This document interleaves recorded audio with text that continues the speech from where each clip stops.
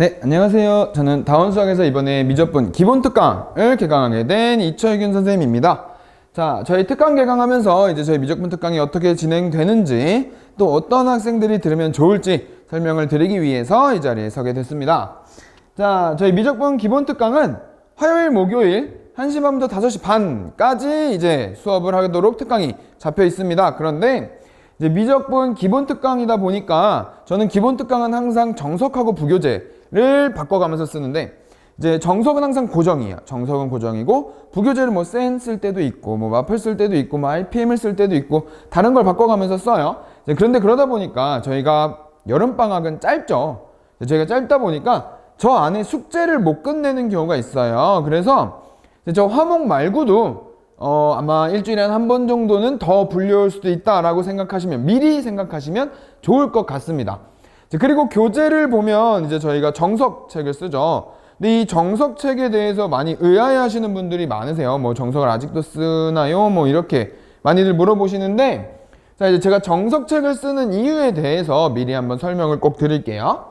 자, 그래서 이 정석책을 쓰는 이유는 제가 정석책을 쓰는 이유는 정석책은 이제 보신 분들은 다 알겠지만 다른 시중교재랑은 다르게 단원이 굉장히 세세하게 나눠져 있어요. 그래서 단원이 훨씬 많아 보이죠. 그래서 단원이 세세하게 나눠져 있어서 이제 처음 수업하는 친구들한테는 정말로 좋은 이제 개념서라고 생각을 해서 저는 항상 개념서로는 정석을 많이 쓰는 편이에요. 처음 쓰는 친구들한테는 무조건 정석으로 설명을 하고요.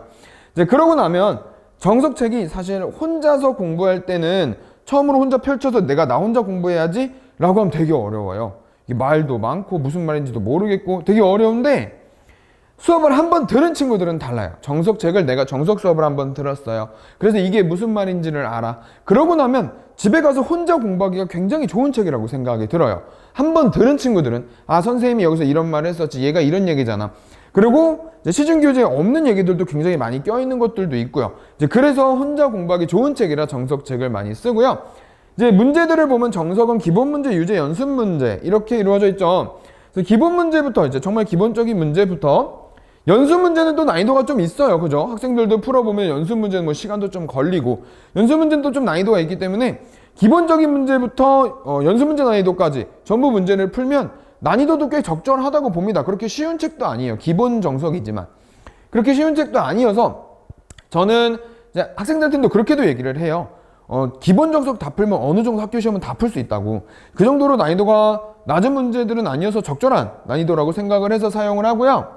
이제 그런데 정석책을 보면 이게 다른 시중교재에 비해서 뭐 센이나 이런 거에 비해서는 문제 수가 조금 적어요. 근데 이게 단원별로 보면 얘가 앞에서 말씀드린 것처럼 단원을 세세하게 나눠놔서 그렇지 이게 단원을 합치고 보면 대단원별로 문제가 그렇게 많이 적은 것도 아니거든요. 단원별로 대단원별로 합쳐고 보면 이제 근데도 이제 아무래도 아이들 느낌에 제가 대단원을 다 나가지 않기 때문에 숙제가 좀 적다고 느낄 수 있어요. 그래서 그리고 유형별로 문제 개수가 좀 적어요.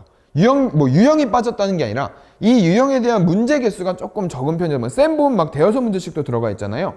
근데 그렇지가 못해서 그래서 제가 부교재로 항상 그 적은 문제수에 대한 단점을 보완을 합니다. 그리고 나면 정석책은 또 문제가 작아요. 책이 작아요. 책이 되게 요만하게 작다 보니까 문제 풀 수 있는 공간이 없어요. 이제 그러다 보니까 제가 그거는 정석 노트를 줄 거예요. 또는 그 문제만 풀 수 있는 노트를 제가 만들어 줄 겁니다. 그래서 거기다가 문제를 풀어오면 될 것 같아요. 문제 푸는 노트는 따로 마련해서 거기다 풀면 된다 라고 생각하시면 좋을 것 같습니다. 자, 그래서 이렇게 단점도 있지만 그걸 대안을 잘하면 보완을 잘하면 저는 정석책이 좋은 책이다 라고 생각을 해서 저 선생님은 저래서 정석을 쓰는구나 라고 설명을 한번 드려봤습니다. 자, 그러고 나면 이제 그럼 저희 미적분 특강은 어떤 친구들이 들으면 좋을까요? 자, 이 미적분 특강은 미적분을 처음 듣는 학생을 대상으로 하는 특강이에요. 그래서 미적분을 뭐 들어봤어요 이런 건 필요가 없습니다. 그런데 수학 2를 한 번도 안 한 친구들한테는 많이 힘들 겁니다. 왜냐면 미분적분의 기본 다항함수의 미분적분이 다 수2에 들어있기 때문에 그 수2에서 나오는 식의 모양새들을 모르면 여기서 어려움이 많아요. 물론 수2에서 나오는 모양새를 제가 꼼꼼히 설명할 게 아니어서 수2 특강이 아니기 때문에 그래서 수2를 해본 적이 없는 학생이라면 식의 모양을 이해하는데 굉장히 어려움이 있습니다. 그래서 제가 수2까지는 해본 학생들이면 좋겠다 라고 생각이 들고요. 미적분은 처음 해도 되지만 수투는 한 번씩은 들은 학생들이면 좋을 것 같습니다.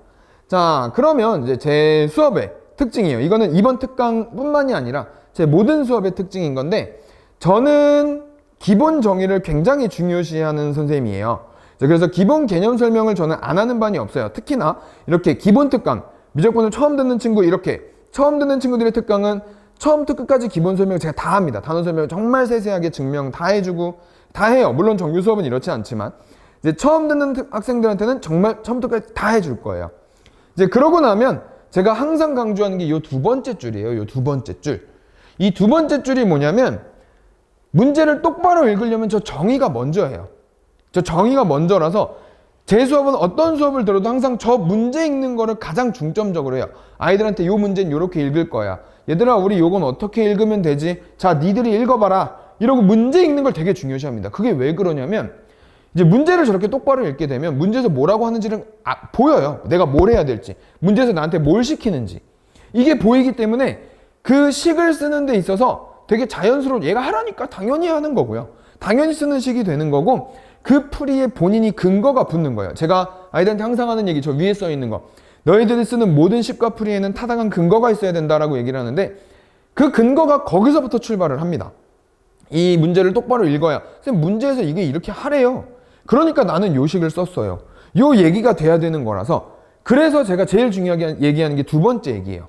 이제 문제를 똑바로 읽는 방법. 이제 그거는 정의를 알아야, 얘는 이렇게 하는 기호래매, 이걸 알아야 문제를 똑바로 읽을 수 있어서 저는 개념 설명은 매번 너무 중요하다고 생각을 해서 아무리 잘하는 친구들 반을 들어가도 전부 다 이제 개념 설명을 한다고 보시면 될 것 같습니다. 그리고 나면 이제 문제를 저랑 열심히 읽고, 그러고 나서 그 뒤에 따라오는 게 이 근거 있는 문제풀이, 타당한 근거가 있는 식이 따라온다라고 생각하시면 될 것 같아요. 저는 그래서 항상 요 과정에 익숙하게, 요 과정에 익숙해지도록, 그게 제일 중요시하고 제가 수업하고 있는 방식의 특징이라고 보시면 될 것 같아요. 자, 그러고 나면 그럼 이번 미적분 특강의 특징은 무엇이냐? 이번 미적분 특강은 아무래도 미적분이라는 과목 자체가, 저도 학생 때 미적분을 되게 싫어했는데, 그게 왜 그러냐면 제가 암기를 별로 좋아하지 않아요. 그래서 학생들한테도 외우라고 잘 안 하는데, 이런 기본 특강 같은 경우는 더더군다나. 근데 미적분은 외울 게 너무 많아요. 진짜 책을 통째로 씹어먹듯이 외워야 돼서. 그래서 저도 미적분 정말 싫다라고 했던 것도 기억이 날 정도로 암기할 내용이 너무너무 많아요. 근데 거기다가 그것도 많은데 내용도 어려워. 그러다 보니까 아이들이 머리가 너무 아픈 거예요. 근데 미적분 같은 경우는 내용이 암기를 했으면 그냥 정해진 거 쓰면 돼요. 내용이. 그러다 보니까 암기할 게 너무 많아서 그렇지, 이제 내용 자체는 하다 보면 익숙해지는데, 그 내용이 너무 많으니까 이번 미적분 특강의 목표는 모든 공식을 다 기억하는 게 목표예요. 그냥 심화 내용도 아니고, 저 밑에 이제 제가 마지막에 써놨죠. 심화 내용이 아니고요. 기본적으로 나온 공식들 일단 이거 다 한 번씩 보고, 요거 다음에 겨울방학 때 봤을 때 기억만 나도록 합시다 라는 게 이번 목표입니다. 그래서 요 미적분 특강에서는 기본적인 내용들을 머릿속에 넣고, 다음번에 했을 때 어색해, 처음 봐, 이런 느낌이 안 들도록 하는 게 목표다. 그냥 그게 가장 큰 목표이며, 그 목표 하나 가지고 제가 수업할 거예요. 기본적인 그냥 공식 외워져 있고, 다음에 봤을 때 물론 기억이 안 날 수 있지만 다시 설명을 들었을 때 나 이거 했었어, 기억나, 이렇게 될 수만 있게, 그렇게 만드는 것이 이번 미적분 특강의 목표라고 생각하시면 될 것 같아요. 자, 그러면 이제 저희 수업 진행이 어떻게 되냐면, 미적분 특강도 똑같아요. 다른 특강이랑 똑같이 저는 수업이 항상 이래요. 전 시간에 했던 숙제에 대해서 질문을 먼저 받고요. 이제 저는 이게 제일 중요하다고 생각을 해요. 근데 이번 아무래도 기본 특강이다 보니까 정규반이랑은 조금 다르게, 정규반은 저 질문 받는 시간이 되게 길어요. 저게 주이기도 하고, 왜냐하면 기본 개념 설명이 되어 있는 친구들이기 때문에 문제를 어떻게 푸느냐, 이게 중요해서 저게 되게 긴데, 이 기본 특강은 전부 다 저는 단원 설명을 하는데 시간을 되게 많이 할애합니다. 뭐 예를 들면 단원 설명하는데, 이제 기본 정규반 같은 경우는 숙제 질문 받는데 2시간에서 3시간 사이라고 보면, 반대로 기본 특강은 제가 단원 설명하고 기본 문제 풀어주고 이러는데 2시간에서 3시간 사이라고 보시면 될 것 같아요. 그래서 2번, 3번을 하는데 2시간에서 3시간 사이예요. 제가 단원 설명을 다 하고 나면 그 다음에는 기본 문제는 제가 다 풀어줍니다. 여기 기본 문제는 제가 다 풀어주고요. 이제 뭐 단원마다 차이는 있겠지만 이거 다 하려면 정말 2시간, 3시간 사이로 걸려요. 그래서 저 혼자 2시간, 3시간을 막 풀어주면서 얘기를 할 거예요. 이제 그러고 나면 그 밑에 정석책은 기본 문제 밑에 유제가 있죠. 이제 유제는 전부 다 학생이 풀어보고 갈 수 있게 수업 시간에 풀고 제가 풀어준 걸 보고 그대로 밑에서 똑같이 풀어보고 질문까지 마치고 가는 거를 저희 수업 시간에 목표라고 생각하시면 될 것 같아요. 그러고 남은 연습 문제랑 부교재는 숙제가 되겠죠. 그럼 이제 다음 시간에 와서 질문부터 시작. 이렇게 진행한다고 보시면 될 것 같습니다. 자, 그러고 나면 이제 저희 반, 저는 뭐 관리라고는 써봤지만 관리보다는 제가 학생들이랑 이런 걸 한다. 수업 외적인 부분을 이런 것도 해요. 라고 말씀을 드리는 것 같아요. 그게 저는 학생별로 아까 말씀드렸죠. 이틀이면 되게 숙제하는데 빠듯할 거라고요. 이제 그래서 선생님이랑 보충을 제가 항상 학생별로 개별로 잡아요. 아이들마다 되는 시간이 달라서 개별로 잡는데 그 보충은 저희 밑에 스터디 카페 내려가는 게 아니에요. 항상 제 옆 강의실이나 제 옆에 앉아서 직접 선생님과 함께 보충을 합니다. 저는 항상 제 옆에 붙잡아둬요. 아이들을 잘 못 믿어서 뭐 내려가면 핸드폰하고 막 이럴까봐 제가 붙잡아두고 핸드폰 하면 핸드폰도 뺏고 막 이러면서 보충을 시킨다고 보시면 될 것 같고요. 단원이 끝나면 단원별로 시험을 봐요. 이제 대단원 하나마다 제가 시험을 보는데 그 2, 3회 후 상담은 사실 1학년 친구들 같은 경우는 제가 어머니들랑도 상담을 하는 편이에요. 뭐 2, 3회 시험 볼 때마다. 근데 이제 2학년 친구들 같은 경우는 주로 학생들하고 많이 얘기를 해요. 점수를 펼쳐놓고서 야 이거 점수 어떻게 된 거냐 뭐 또는 아 잘했네 이게 잘하고 있네요 지금처럼만 합시다 라고 학생들하고 많이 얘기를 하는 편이라서 요 상담의 대상만 달라지지 2, 3회 후에 상담을 한다는 거 요 정도는 알고 계시면 좋을 것 같고요. 그리고 단원이 끝나면 저는 책 검사를 해요. 제가 숙제 검사를 매번 그렇게 막 하지 않고 제가 숙제 안 해온다고 뭐 화를 내는 선생님도 아니거든요. 근데 화를 안 내는 이유가 그냥 단원이 끝나면 책 검사할 거예요. 그럼 그때부터 이제 웰컴 투 헬 지옥의 시작입니다. 그때 동안 숙제가 많이 밀렸다. 그냥 끝날 때까지 보충 계속 불려온다 생각하시면 돼요. 저희 반 친구들도 지금 정규반 친구들도 2번 오는 게 정규 수업인데 지금 4번씩 또 와요. 숙제가 안 됐으니까 4번씩 또 와서 보충을 합니다. 계속 이렇게 보충을 계속 부른다고 생각하시면 돼요. 그래서 책 검사가 안 되면 계속 올 거다라는 거 생각하시면 될 것 같고요. 그리고 오늘 수업한 거에 대해서 오늘 선생님 저 수업을 했는데 이 부분이 이해가 잘 안 가요. 집 가서 카톡을 해도 되고요. 전화를 해도 되고요. 뭘 해도 괜찮습니다. 문자를 해도 되고요. 저는 항상 카톡이 열려 있어요. 지금도 심지어 이렇게 많이 질문들을 해요. 학생들이. 뭐 많은 학생은 아니지만 하는 학생들은 계속 해요. 카톡으로. 심지어 이제 그런 상황이라서 저는 카톡으로 질문하면 제가 먼저 전화하는 경우도 있고 뭐 줌으로 부르는 경우도 있고 필요하다면 뭐 괜찮다면 제가 프리를 써서 사진을 찍어서 보내기도 하고요. 이제 그렇게 해서 답장을 해줍니다. 제가 볼 수 있는 시간에 한해서는.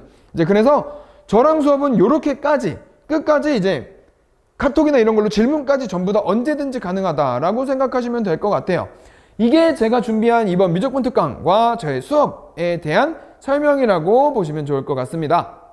자, 이번 미적분 특강 외울 것도 많고 겁이 나죠. 미적분 다들 봐서 알겠지만 숫자보다 뭐 영어가 더 많은 데고 이상한 기호들도 많고 겁이 날 거예요. 미적분 특강들. 제가 그래서 열심히 알차게 또 수업 준비해 볼 테니까 저랑 공부하면 또 미적분 특강 그렇게 어렵지 않을 겁니다. 그래서 미적분 특강 시간에 제가 열심히 준비해 올 테니 굳은 의지를 들고 오면 저랑 공부한 효과가 확실할 거라고 저는 믿어 의심치 않습니다. 자, 그러면 우리 여름방학 3학년을 위하여 미적분 특강을 미리 준비하도록 합시다. 감사합니다.